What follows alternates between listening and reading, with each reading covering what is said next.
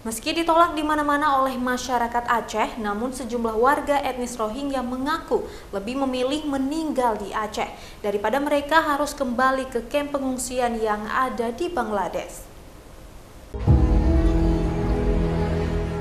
Duka dan air mata menyertai ratusan warga etnis Rohingya yang dipindahkan paksa oleh warga Kecamatan Muara III ke kawasan hutan belantara perbatasan Kabupaten Pidi dengan Kabupaten Aceh Besar Jumat dini hari.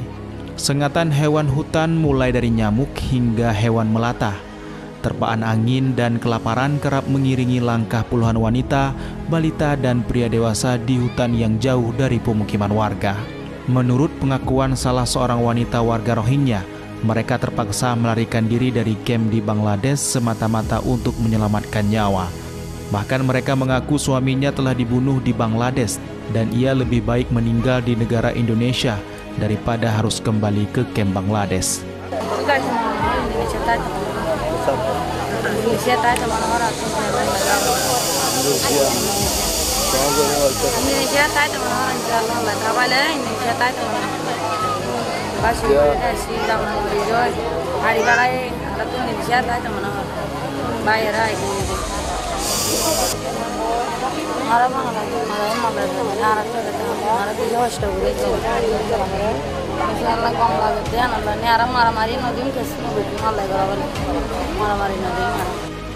Puluhan hari sudah, 180 warga Rohingya di Kabupaten Pidi dan kini berada di kawasan hutan belum mendapatkan tempat yang layak dan ramah bagi anak-anak.